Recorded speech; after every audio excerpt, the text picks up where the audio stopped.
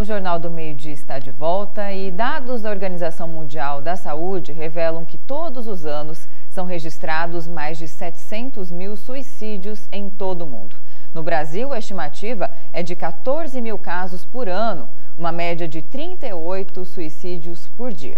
É para falar sobre a campanha Setembro Amarelo de Prevenção ao Suicídio, que está aqui ao vivo no estúdio do Jornal do Meio-Dia, o diretor do Centro Espírita Vantuil de Freitas, o médico Márcio Monteiro, que além de psiquiatra é especialista em saúde pública. Boa tarde, doutor Márcio, e seja bem-vindo aqui ao Jornal do Meio-Dia. Boa tarde, muito obrigado pela oportunidade de estarmos aqui. Boa tarde. Por essa média que a Camila acabou de citar aqui, de 14 mil, essa estimativa, né, de 14 mil suicídios por ano aqui no Brasil, se a gente fizer uma outra continha, a cada 40, 45 minutos tem uma pessoa tirando a própria vida. Na avaliação do senhor, que é o estudioso aí nessa área, quais são os fatores que contribuem para isso, ou pelo menos os principais fatores? Observa só, na verdade, isso é uma subnotificação, porque muitos acidentes, na verdade, não são acidentes, são suicídios que não são relatados como suicídio. Então, existe uma subnotificação. Esse número seria muito maior, muito então. maior, indiscutível, muito maior, né? E o que a gente diria é que quais os fatores levam a pessoa ao suicídio, né? Nós sabemos que a depressão é a doença do século. E a depressão é uma das principais causadoras do suicídio, porque seria o extremo do paciente deprimido que chegaria ao nível do suicídio, né? Então, nós precisamos realmente fazer um trabalho em relação à questão da depressão, né? E temos também diversos outros fatores que desencadeiam tudo isso. Falta de autoestima, as pessoas não têm hoje um ideal pelo qual lutar, se sentem vazias, né? As pessoas, principalmente os jovens, eles estão muito frágeis emocionalmente. A inteligência emocional deles é muito pequena. Então, o que acontece? Com qualquer contrariedade, os pais a vida toda fez sempre a sua vontade. Qualquer coisa que contraria a sua vontade, eles têm uma atitude de rebeldia no sentido de tirar a própria vida. Então, um amor frustrado, qualquer coisa que eles não estão satisfeitos pode levar a esse processo.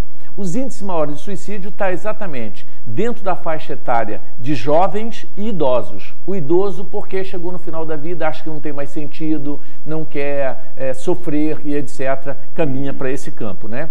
O fato é que eu diria que isso é uma pandemia a nível global do planeta Terra, não é só no Brasil.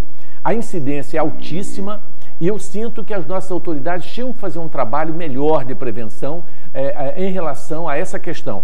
Até o termo suicídio a gente evita usar, porque quando a pessoa ouve, ela lembra e diz, tive uma boa ideia, vou resolver o meu problema por esse caminho. Então a gente tem usado a campanha Viver Vale a Pena, falando que viver é muito bom e que não vale a pena a gente se desgastar com qualquer coisa, né?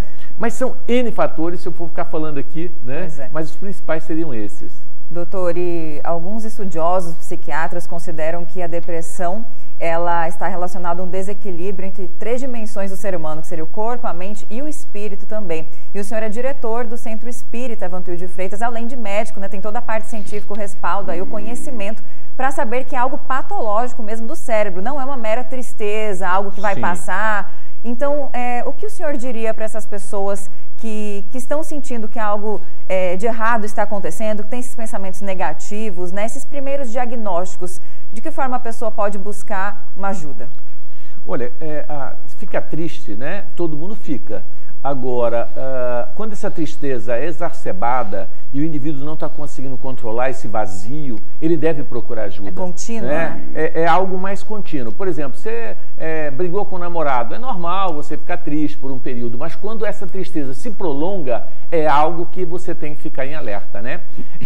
Desencarne de um familiar, alguém faleceu na família, é normal que, né, nos primeiros meses você fique triste, você fica deprimido, mas se essa tristeza persistir por mais tempo, né, aí você já fica desconfiado que você está indo realmente para o campo do desequilíbrio nesse sentido, né?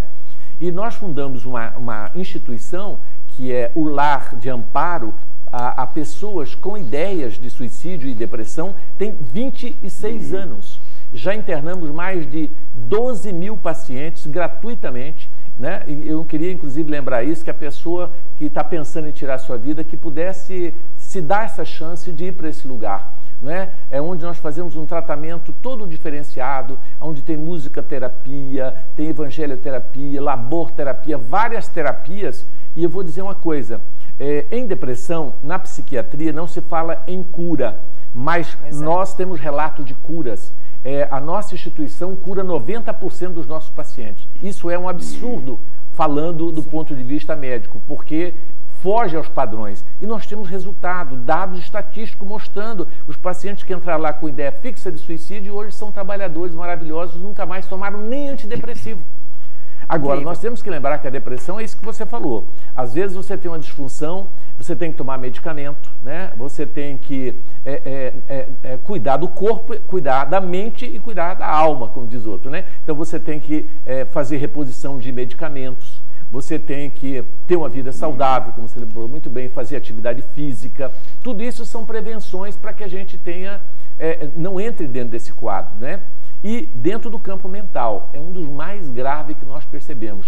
O cultivo permanente de um pessimismo, de achar que está tudo ruim, que vai piorar, e a gente tem que sair desse foco, né? Porque senão a gente acaba afundando. Doutor Márcio, o senhor falou aí que tem muitos casos de suicídio em relação aos idosos. Mas o senhor citou também a outra ponta, os adolescentes, os mais jovens. Sim. Os idosos acham que já viveram o suficiente, não querem incomodar a família, estão desanimados. Agora, e os mais jovens? E os adolescentes? Qual a influência das redes sociais nesse aspecto? Olha, gigantesca, né? Porque as redes sociais mostram sempre...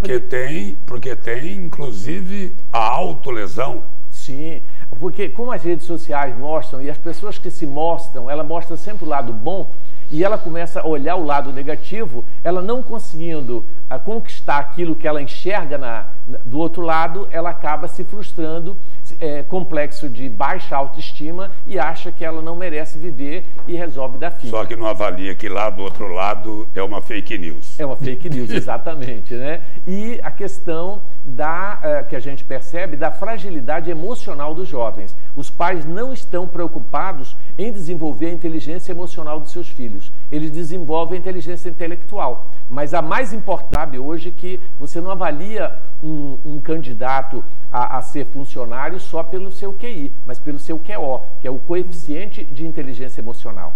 Então nós temos que entender isso, que isso é muito importante. E os pais não se preocupam com isso, né? Então eles precisam focar na inteligência emocional. Mais uma vez o papel da família é fundamental nesse caso. Fundamental. E, doutor, mais uma vez queria que o senhor deixasse o endereço, o contato dessa instituição, né, do qual o senhor faz parte, que ajuda, o senhor até relatou aqui casos de cura de muitos pacientes. Olha, se você entrar no nosso site, Obras Sociais Vantuíri Freitas, você vai encontrar os telefones nossos lá. Perfeito. Que você pode estar ligando, né?